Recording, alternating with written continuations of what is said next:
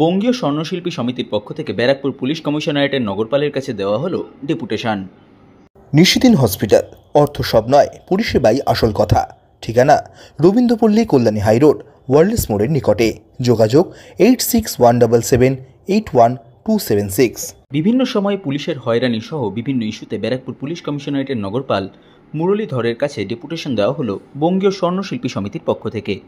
Barrackpore police কমিশনারেটের এলাকার স্বর্ণশিল্পীরা এই দিনের ডেপুটেশন কর্মসূচিতে উপস্থিত ছিলেন। সংবাদ মাধ্যমের মুখোমুখি হয়ে সংগঠনের পক্ষ থেকে জানানো হয়, বিভিন্ন সময়ে পুলিশ প্রশাসনের পক্ষ থেকে তাদের হয়রানি হতে হয়, সেই কারণেই আজ তাদের এই ডেপুটেশন কর্মসূচি। আমাদের মুখ্য বিষয়টা ছিল, ইদানিংকালে দেখা যাচ্ছে যে পুরনো সোনা ভেঙে কাস্টমার এক্সচেঞ্জ করে নতুন গহনা নিচ্ছে এবং সেই গহনা ডেলিভারি হয়ে যাওয়ার 2 মাস বা 3 মাস পরে সেই কাস্টমারকে নিয়ে এসে বলছে এটা চোরাই গহনা, আপনি সোনা ফেরত দিন। সেই দোকানদারকে তুলে নিয়ে যাচ্ছে। তো আমাদের প্রশ্ন হলো যে যেহেতু গভর্নমেন্ট অর্ডার আছে পুরনো গহনা ভেঙে নতুন গহনা তৈরি করার, অ্যাজ পার এক্সাম্পল আমার মার গহনা ছিল বা আমার ওয়াইফের গহনা ছিল, বর্তমানে আমার ইনকাম কম, আমার পক্ষে সোনা কিনে গহনা তৈরি করা সম্ভব না।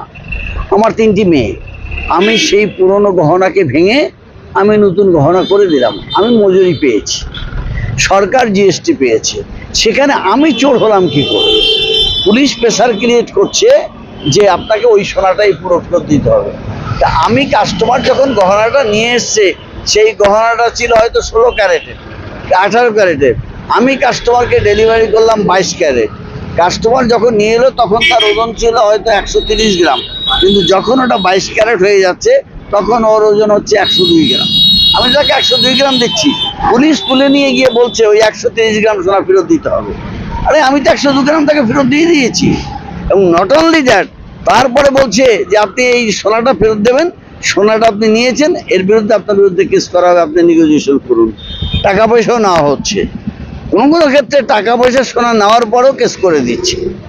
এই যে হ্যারাসমেন্ট, সাধারণ পাবলিক সোনা রাখে তার দুঃসময়ের অ্যাসেট হিসাবে, ব্যাংকে 10 লাখ টাকা থাকলে পরেও তৎক্ষণাৎ কিন্তু আপনি টাকাটা তুলতে পারছেন না।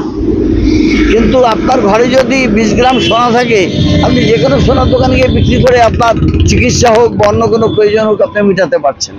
কিন্তু এইভাবে যদি টর্চার হয় তাহলে পরে তো আমাদের এই ব্যবসাটা উঠে যাবে, সাধারণ মানুষও ক্ষতিগ্রস্ত হবে। হ্যাঁ, সে বিষয়ে উনি বলছেন যে এই ধরনের ঘটনা আমরা অত্যন্ত পুঙ্খানুপুঙ্খভাবে তদন্ত করে নেব। আর তার থেকেও যেটা বড় কথা ওনার সাথে আমরা বলেছি যে আমাদের প্রত্যেকটা থানাতে অ্যাসোসিয়েশন আছে, আপনাদের লোক থানায় গিয়ে সেই দোকানদারকে তোলার আগে আমার অ্যাসোসিয়েশনের সাথে যোগাযোগ করুন, আমার অ্যাসোসিয়েশনের লোক আপনাদের সাথে যাবে। আমরা যদি মনে করি যে সে সত্যিই ক্রিমিনাল, আমরা তাকে আপনাদের ওখানে পৌঁছে দেব। প্রত্যেকটা ব্যবসায়ীরই ব্যক্তিগত একটা মান সম্মান আছে, তার ব্যবসার একটা গুডউইল আছে। আপনারা হুট করে গাড়ি নিয়ে গিয়ে তাকে দোকান থেকে তুলে নিয়ে এলেন, চোর ডাকাতের সাথে একসাথে লকআপে পুরে দিলেন, এটা আপনারা বন্ধ করুন। এই বিষয়ে উনি আশ্বাস দিয়েছেন যে আমরা প্রত্যেকটা থানায় আমি মেসেজ করে দিচ্ছি যাতে এই ধরনের ঘটনাগুলো না ঘটে। দীর্ঘদিন ধরে এই পুলিশি অত্যাচারটা চলছে। কিরকম, ধরুন সোনার দোকানে তো সোনা ছাড়া আলু পটল বেচা কেনা হবে না, তো মানুষ বিপদে আপদে পড়েই আমাদের কাছে আসে এবং তখন তাদেরকে রক্ষণাবেক্ষণ বা তাদেরকে সেই বিপদ মুক্ত করার জন্য আমরা চেষ্টা করি, যতটা পারি আমরা সম্ভব চেষ্টা করি। এবারে দেখা গেল ভুলবশত কোনো একটা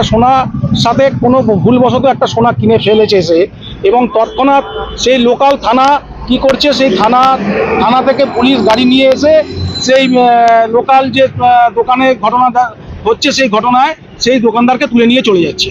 তো আমি স্যারের কাছে একটাই আর্জি রাখলাম যে যাতে ভবিষ্যতে এই ধরনের ঘটনা করার আগে আমাদের যেহেতু সমিতি রেজিস্টার্ড সমিতি হয়ে গেছে, প্রত্যেকটা থানায় আমাদের চিঠি দেওয়া হচ্ছে এবং সেই চিঠি অনুযায়ী সেক্রেটারি, প্রেসিডেন্টের প্রত্যেকের ফোন নাম্বার থাকবে। আপনি অবশ্যই এটা ব্যবস্থা করুন যাতে ওই থানা থেকে, যে থানার অন্তর্গত যে ঘটনাটা ঘটছে সেই থানার থেকে এসে যেন তাকে না নিয়ে গিয়ে তো থানা থেকে যেন ফোন করে সেক্রেটারি বা প্রেসিডেন্টকে, এবং সে তৎক্ষণাৎ সেই চোরকে বা সেই ঘটনার যে মুক্ত সেই ব্যক্তিকে তাকে ওই থানায় নিয়ে উপস্থিত করে তাকে তার সামনে আলোচনার মাধ্যমে মেটানো হয়। তো উনি আমাদের এই ব্যবস্থাটা শুনেছেন এবং আমাদের আশ্বাস দিয়েছেন যাতে ভবিষ্যতে এই ধরনের ঘটনা হলে পরে যাতে আমাদের সমিতির প্রেসিডেন্ট সেক্রেটারিকে জানিয়ে তারপর যেন কাজটা করা হয়। নিশিদিন ডায়াগনস্টিক সেন্টার, এ কমপ্লিট ডায়াগনস্টিক সলিউশন। আমাদের ঠিকানা 144/1 সেন্ট্রাল রোড, আনন্দপুরি, ব্যারাকপুর, কলকাতা 122। আমাদের যোগাযোগ 9875338719। সাধ্যের মধ্যে স্বপ্নের ফ্ল্যাট খুঁজছেন? লাবণ্য গ্রুপের পক্ষ থেকে ব্যারাকপুর হরিসভা মন্দিরের নিকটে সোনাঝুরি আবাসন। থাকছে lift, top floor, set, 0% GST. এছাড়াও থাকছে ব্যাংক লোনের সুব্যবস্থা। ফ্ল্যাট বুকিং চলছে। আমাদের যোগাযোগ 7278200456।